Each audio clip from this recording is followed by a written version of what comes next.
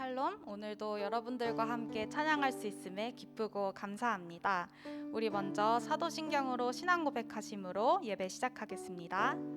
전능하사 천지를 만드신 하나님 아버지를 내가 믿사오며 그 외아들 우리 주 예수 그리스도를 믿사오니 이는 성령으로 잉태하사 동정녀 마리아에게 나시고 본디오 빌라도에게 고난을 받으사 십자가에 못 박혀 죽으시고 장사한 지 사흘 만에 죽은 자 가운데서 다시 살아나시며 하늘에 오르사 전능하신 하나님 우편에 앉아 계시다가 저리로서 산자와 죽은 자를 심판하러 오시리라. 성령을 믿사오며 거룩한 공회와 성도가 서로 교통하는 것과 죄를 사하여 주시는 것과 몸이 다시 사는 것과 영원히 사는 것을 믿사옵나이다. 아멘.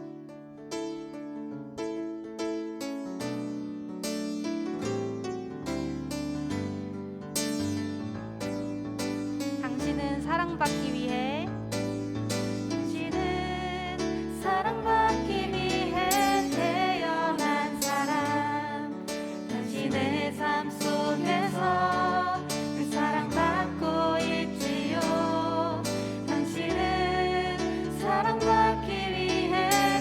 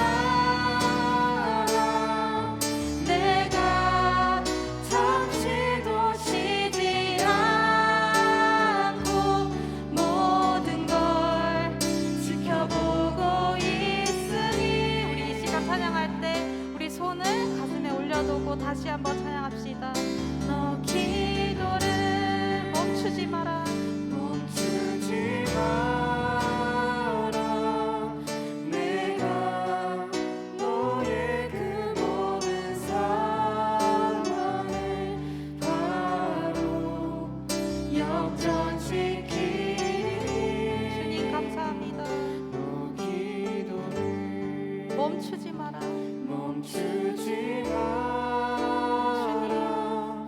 내가 우리에게 주님 한 분밖에 없습니다. 잠시도 쉬지 않고 그러므로 우리가 모든 걸 그 기도를 멈추지 않겠습니다. 있으니 바로 역전되리라.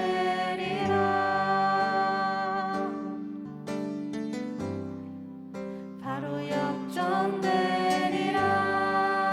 이제 역전되리라. 이제 역전되리라.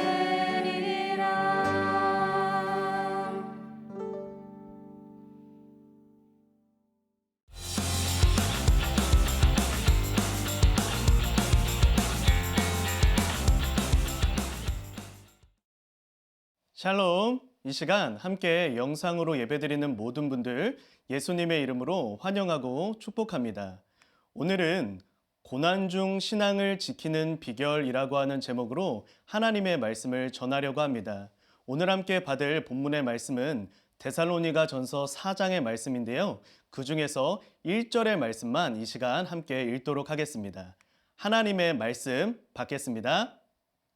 그러므로 형제들아, 우리가 끝으로 주 예수 안에서 너희에게 구하고 권면하노니 너희가 마땅히 어떻게 행하며 하나님을 기쁘시게 할 수 있는지를 우리에게 배웠으니 곧 너희가 행하는 바라 더욱 많이 힘쓰라. 데살로니가 전서 4장 1절 말씀. 아멘.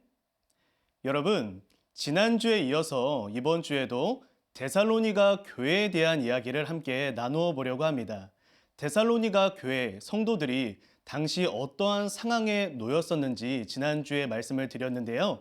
이번 주에도 간략하게 그 내용을 한번 정리하여 살펴보도록 할게요. 첫 번째로 이 데살로니가 교회 성도들은 사회적 고립이 되어져 있는 상황이었어요. 사회적 고립이라고 하는 의미는요, 예수님을 믿는 것 때문에 모든 승진에서 다 미끄러지고 친구들 사이에서 사람들 사이에서 외톨이가 되고 모든 좋은 일, 모든 잘 되는 일에서 배제되어져 있는 그러한 상황에 놓였다라고 하는 거예요. 우상 숭배 문화가 굉장히 발달한 도시였기 때문에 같은 우상을 섬기지 않는 사람은 서로 끌어주지 않았어요.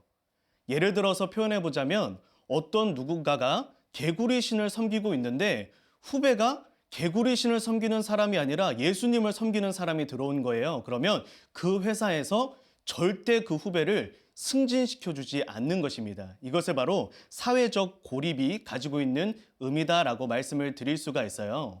그리고 두 번째는 사회적 고립이 되다 보니 자연스럽게 경제적으로 여러 손해를 보기 시작하였습니다. 이곳은 부자 동네였어요. 데살로니가 도시는 굉장히 부유한 사람들이 많이 사는 곳이었는데 점차 경제적인 활동을 마음껏 할 수 없는 그러한 상황에 내몰리게 되고 그래서 부유한 사람들 속에서 상대적으로 빈곤해지고 절대적으로 빈곤해지는 그런 상황에 놓였다라고 하는 것입니다. 그리고 세 번째는요, 예수님을 믿는 것 하나 때문에 그 가문의 명예를 무너뜨리는 그런 어리석은 사람 취급을 받았어요. 즉, 그 가문의 문제아가 된 거죠. 너희 집 아들 예수님 믿는다면서, 너희 집 딸 예수님 믿는다면서 어떻게 자녀 교육을 시켰길래 그 모양 그 꼴이야. 그렇게 바보 같아서 예수 같은 바보 같은 신한테 속는 거야 라고 하면서 가문 전체가 손가락질 받는 그러한 상황에 놓이게 되었어요. 그리고 마지막 네 번째는 지속적인 유혹을 받았어요.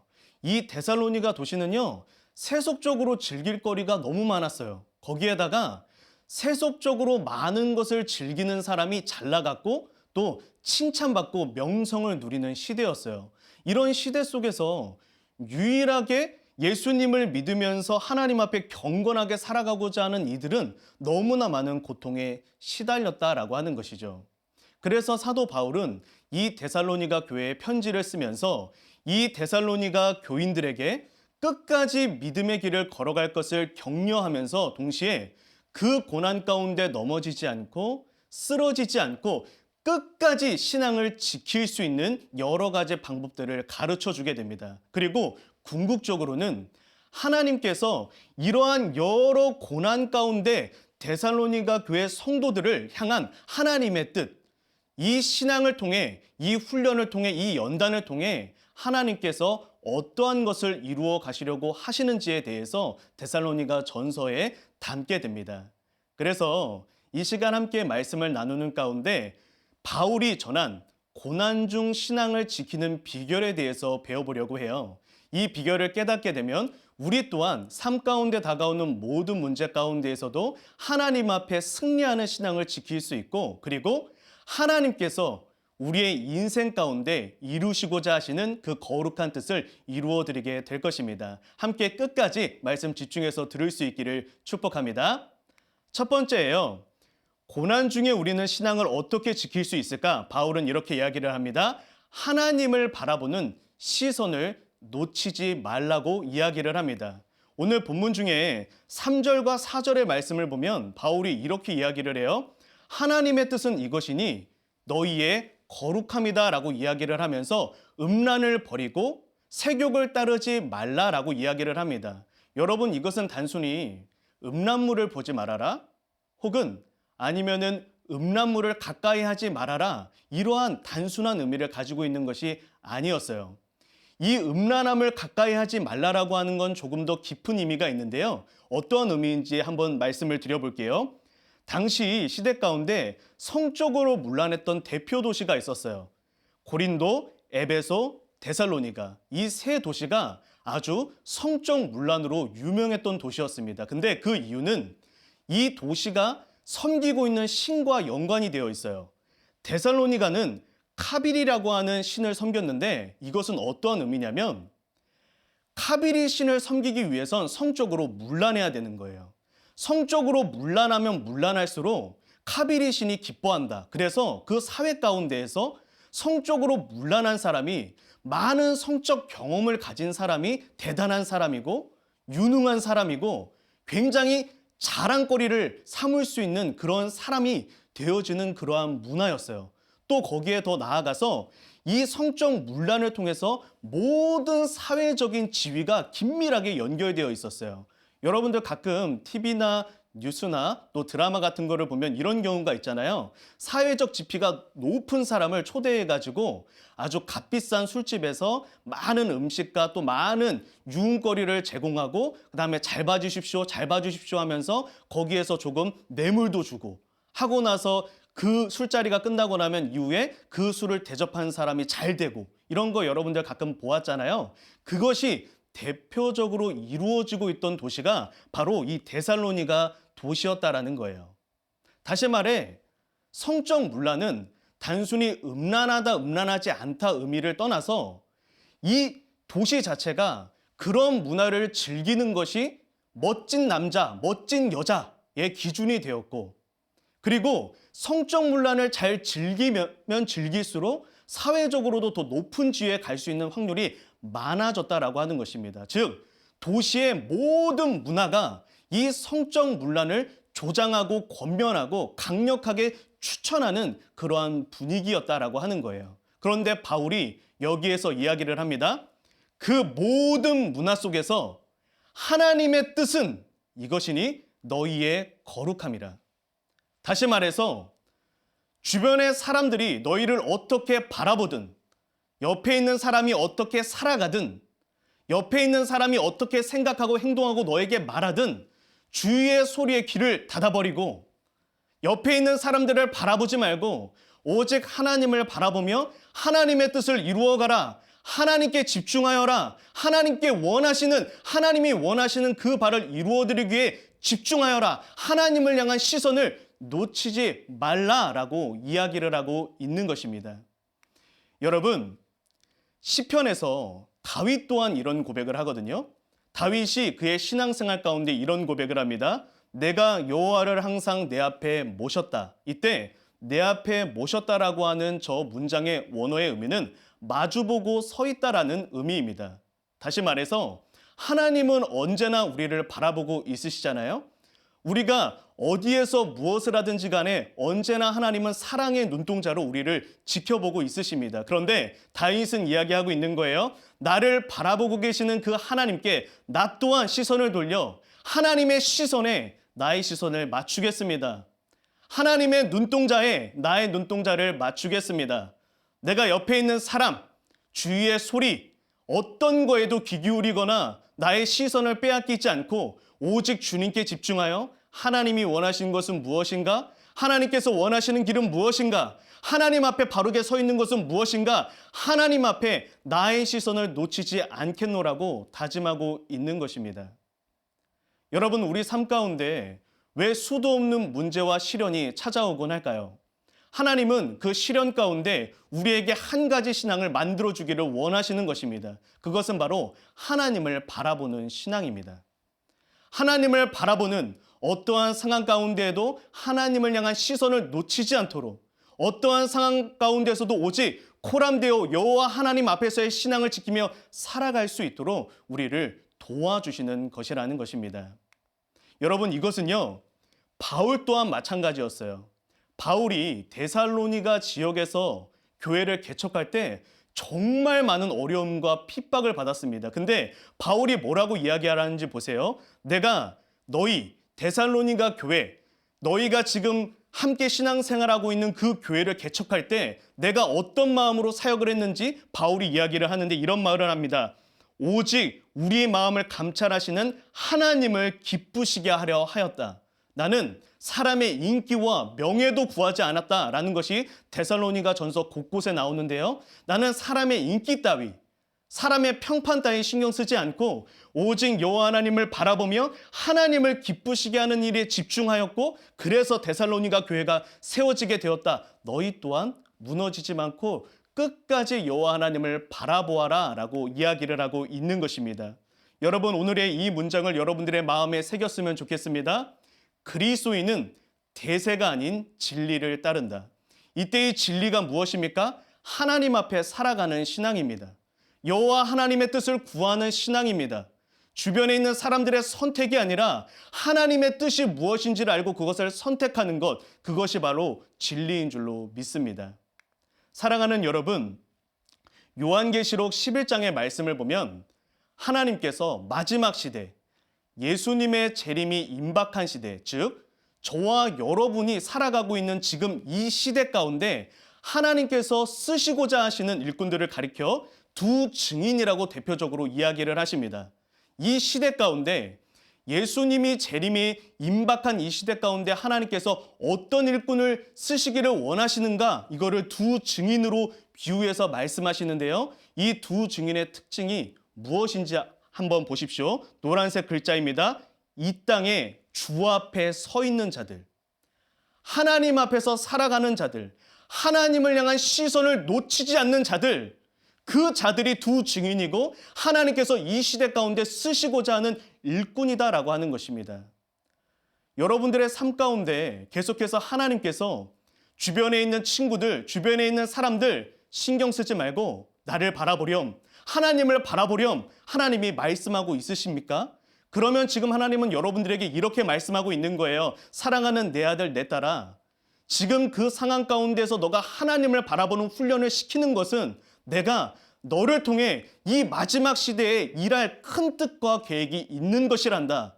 이 마지막 시대에 내가 너를 귀하고 아름답고 존귀하게 사용하기 위해 지금의 그 시련 가운데 여호와 하나님을 바라보게 하는 것이란다 라고 이야기하고 있는 것입니다. 사랑하는 여러분, 기억하십시오. 예수님을 향한 마귀의 시험, 마귀가 예수님을 시험할 때 한 번만 타협하면 예수님이 굶주림 상태에서 떡을 드실 수 있었고, 한 번만 타협하면 명예를 얻으실 수 있으셨으며, 한 번만 타협하면 세상 영광을 누리실 수 있으셨습니다. 그러나 예수님께서 떡과 명예와 세상 영광 한 번만 타협하자라고 말하는 그 사탄 앞에, 마귀 앞에 무엇이라고 말씀하셨습니까?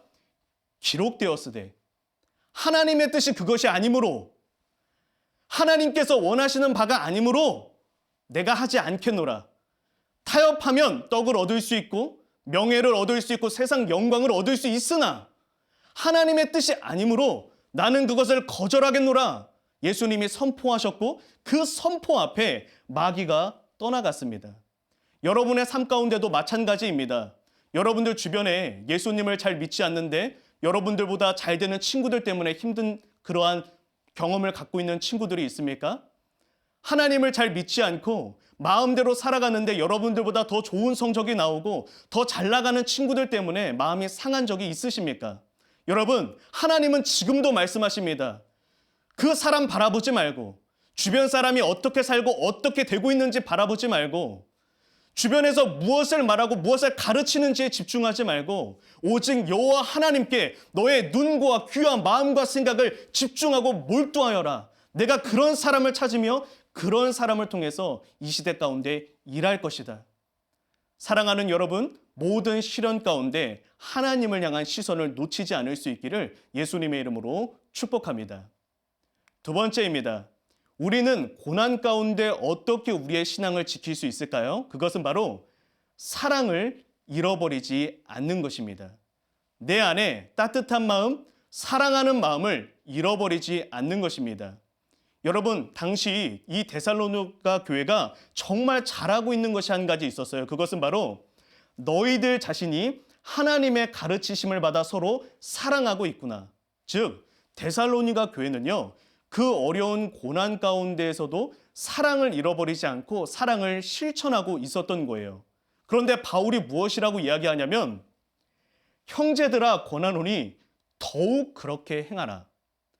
그 지금 마음 안에 품고 있는 그 사랑을 잃어버리지 말고 더 사랑하고 끝까지 사랑하라 라고 이야기를 하고 있습니다.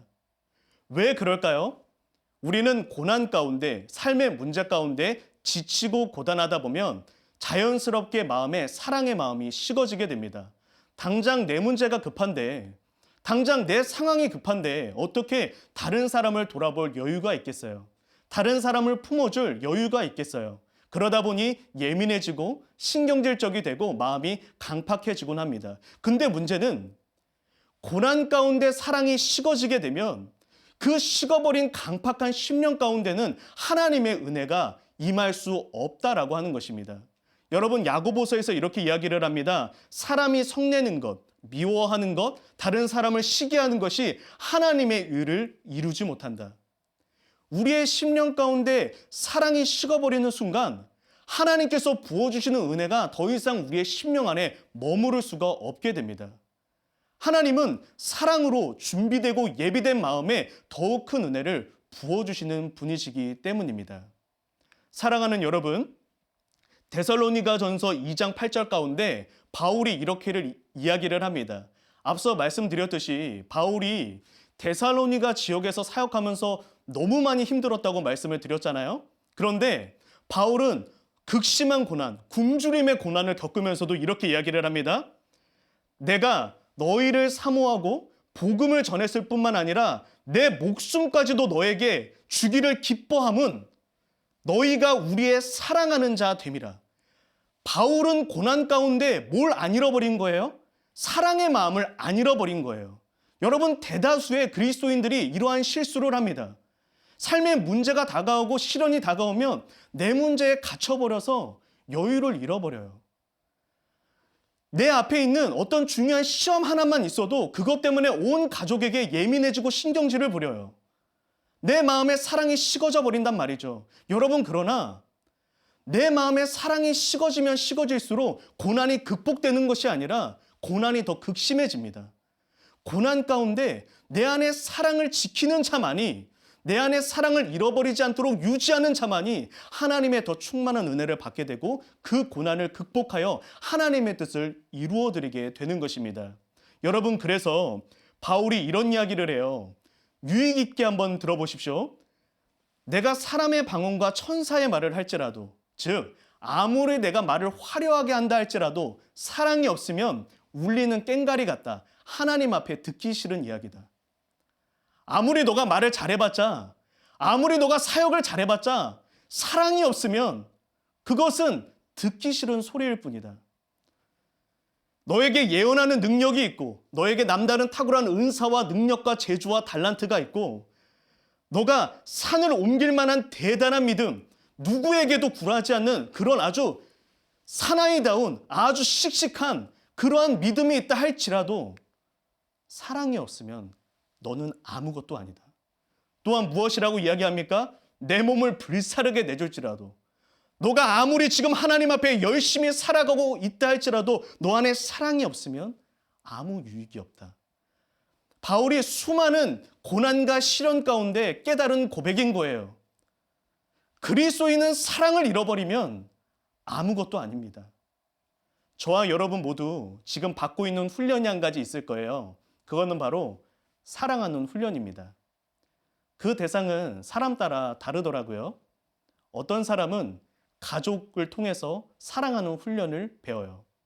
사랑하기 힘든 가족을 사랑해야 하니까요. 누군가는 친구를 통해, 누군가는 동료를 통해, 누군가는 윗사람, 누군가는 아랫사람을 통해 끊임없이 저와 여러분은 이 사랑하는 훈련을 받으면서 살아가고 있을 것입니다. 여러분, 그 이유가 무엇입니까?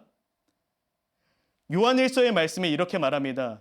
형제를 사랑함으로 사망에서 생명으로 들어간 줄 알게 된다. 다시 말해서 이 사랑이야말로 우리가 하나님의 사람이 되고 또 하나님의 일꾼이 되어 하나님께 쓰임을 받는 그 일의 필수 조건이 된다라는 것입니다.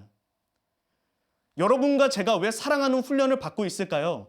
사랑이 있어야 앞으로 우리가 하나님의 일꾼이 되어 하나님의 일을 할 때 우리를 통해 사람들이 하나님을 보게 되기 때문입니다. 우리 안에 사랑이 없으면 재주가 있고 능력이 있고 탁월한 사람이라 할지라도 어떤 사람도 우리를 통해 하나님을 볼 수가 없습니다.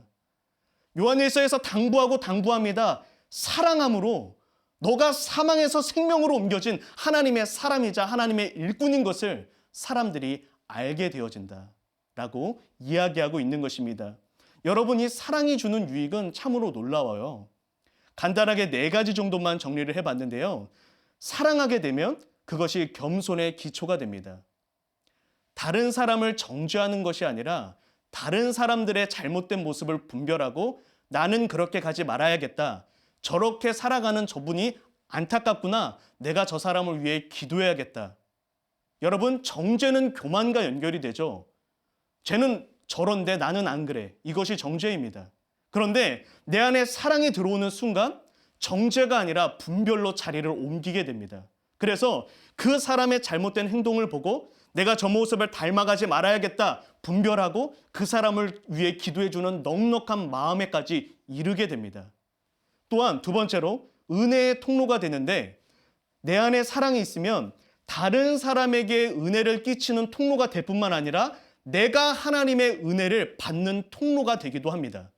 사랑이 있는 자는 주변에 있는 이들에게 은혜를 끼치고 나 또한 주님의 은혜를 받는다라는 것이죠. 같은 말씀 한 구절, 같은 찬양 하나 불러도 사랑이 있는 자는 더 큰 은혜를 누리게 된다라고 하는 것입니다. 3번째는 무엇입니까? 사랑을 하게 되면 그 안에 기쁨이 있다라고 이야기를 합니다.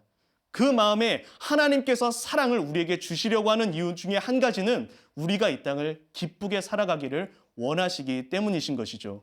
그리고 4번째로 이 사랑은 율법의 완성이 됩니다. 즉 하나님의 나라와 하나님의 뜻을 이 땅 가운데 이루어드리는 하나님의 마음을 시원케 하는 하나님의 일꾼이 되는 것입니다. 야고보서 1장 27절에서 이런 이야기가 있습니다. 하나님께서 기뻐하시는 경건이 있는데 그 경건이 어떤 경건인지 보세요. 자기를 지켜 세속에 물들지 아니하는 그것이다. 이건 다 알고 있잖아요. 하나님 앞에 경건하게 살아가는 거, 하나님 앞에 바르게 살아가는 거 중요하죠. 그런데 그 경건에 한 가지가 더해져요. 그것은 무엇이냐면 고아와 과부를 그 환난 중에 돌보는 것이다. 즉 사랑이 없으면 경건이 아니다라는 것입니다. 하나님 앞에 대쪽같이 바르게 살아가는 거 참 중요해요. 아주 대쪽 같은 거. 옳고 그른 것 딱 분별하고 하나님만 딱 바라보고 하나님께 집중하고 아주 철두철미하게 나를 관리하는 거 너무나 귀합니다. 그러나 거기에서 그치는 것이 아니라 주님이 원하는 건 너에게는 철저하나 남에게는 관대한, 너에게는 완벽하나 남에게는 여유가 있는 그런 사람. 나에게는 확실하지만 다른 사람은 기다려줄 줄 아는 그런 그리스도인을 하나님께서 원하신다라고 하는 것입니다. 오늘의 설교를 한번 정리해 볼까요? 고난 중 신앙을 지키는 비결은 하나님만을 바라보며 하나님의 마음을 품는 신앙입니다. 저와 여러분 지금 고난 가운데 이거를 배우고 있는 거예요. 주변의 소리에, 주변의 사람들의 그런 것에 시선과 마음 뺏기지 않고 끝까지 여호와 하나님을 바라보는 것. 그러면서 나에게 철저하면서도 동시에 주변에 있는 사람들에게는 여유롭고 넉넉한 사람이 되어가는 것. 당장은 되어지지 않습니다. 그리고 이것이 한 번에 되어지는 사람도 없고요. 지금 이런 사람들 찾기도 쉽지 않습니다. 그런데 저와 여러분 매일마다 조금씩 이 모습으로 나아가고 있는 거예요. 언제까지요? 하나님께서 우리를 향하신 그 놀라우신 계획과 뜻을 실현시키실 그날까지요. 하나님을 바라보는 신앙이 준비되어지고 내 안에 드디어 다른 사람을 품을 수 있는 여유와 넉넉한 마음이 이루어질 때 하나님은 우리를 통해 일하실 것입니다. 성경은요, 하나님께서 분명히 하나님의 뜻과 계획 한 가지를 말씀해 주시는데요. 그거는요, 어떤 사람도 준비되지 않은 상태에서는 사용하지 않으신다는 것입니다. 하나님은 완벽하시고 철저하신 분이세요. 그래서 누군가를 사용하시기 전에 그 사람이 하나님께서 원하시는 그 준비된 자리까지 올라왔을 때 하나님의 뜻을 이루어 가십니다. 다윗이 그러하였고, 베드로가 그러하였고, 바울이 그러하였고, 다니엘이 그러하였고, 요셉이 그러하였습니다. 지금은 여러분들 하나님께 당장 쓰임 받고 싶겠지만 그 전에 준비할 때예요. 하나님을 바라보는 것, 다른 사람을 품는 것.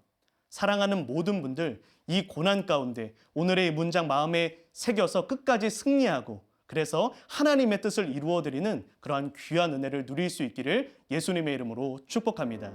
우리 시간 함께 기도하며 나아가도록 하겠습니다.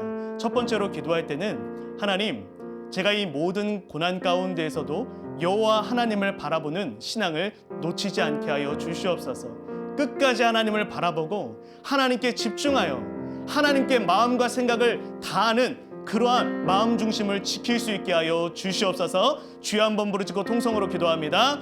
주여, 하나님, 우리가 모든 고난과 시련과 문제 가운데 흔들림 없이 여호와 하나님을 끝까지 바라볼 수 있게 하여 주시옵소서. 옆에 지름길로 가는 것 같은 사람들, 옆에 다른 길로 가면서도 잘 되는 것 같은 사람들 바라보며 낙심하고 실망하고 절망하지 않게 하여 주옵소서. 더 이상 주변의 소리에 귀를 기울이지 않고 주변 사람들의 모습에 마음과 생각과 시선과 감정을 빼앗기지 않고 여호와 하나님을 바라보며 오직 여호와 하나님의 그 시선에 나의 시선을 맞추며 하나님의 눈동자에 나의 눈동자를 맞추며 하나님의 뜻을 선택하고 하나님의 길을 걸어갈 수 있는 믿음의 담력과 용기와 능력과 은혜를 허락하여 주시옵소서. 은혜를 베풀어 주시옵소서. 두 번째로 기도하겠습니다. 두 번째로 기도할 때는 하나님, 나의 심령 가운데 사랑이 식지 않게 하여 주시옵소서. 내 주변에 있는 모든 이들 당장은 사랑할 수 없어도 처음은 미워하지 않는 것부터, 그리고 나서는 용서하는 것으로, 그 다음으로는 사랑하는 것으로, 그 다음은 내어주는 것으로 조금씩 더 발전하여 주변에 더 많은 사람을 품고 더 많은 사람을 끌어안을 수 있는 그 사랑의 포용력을 지닌 사람이 될 수 있게 하여 주시옵소서. 이 시간 주여 한번 부르짖고 통성으로 기도합니다. 주여, 하나님 아버지, 하나님의 은혜를 베풀어 주시어서 우리 안에 사랑이 피어날 수 있도록 은혜를 도하여 주시옵소서. 고난 가운데 사랑이 식어버릴 때가 있습니다.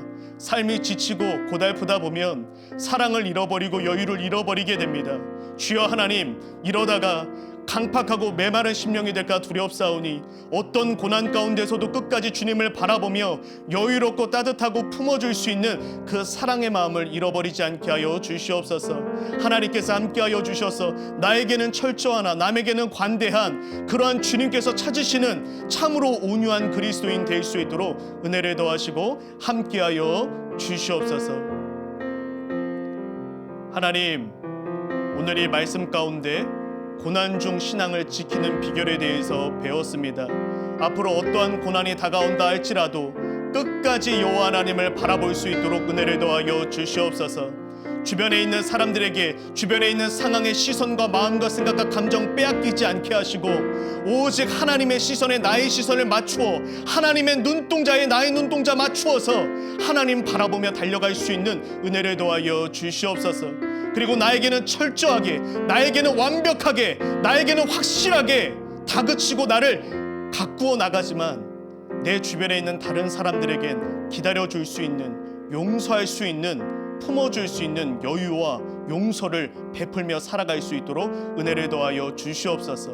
하나님 앞에 착실하지만 마음은 하나님 앞에 따뜻한 그러한 온유한 그리스도인 될 수 있도록 도와 주시옵소서. 감사드리며 예수님의 이름으로 기도드립니다. 아멘. 지금은 우리를 죄와 죽음에서 건지신 주 예수 그리스도의 은혜와 영원토록 변함없는 하나님의 신실하신 사랑과 성령님의 감동감화 교통 충만케 하심이 이 시간 오직 여호와 하나님을 바라보며 하나님의 마음을 품으며 살아가기를 소망하는 함께 예배하는 모든 자들 위해 인생 가운데 이제로부터 영원토록 함께 하시기를 축원하옵나이다. 아멘. 이상으로 11월 8일 주일 영상 예배 마치도록 하겠습니다. 한 주 가운데에도 오직 여호와 하나님 바라보며 하나님 마음을 품으며 승리하는 은혜가 있기를 예수님의 이름으로 축복합니다. 감사합니다.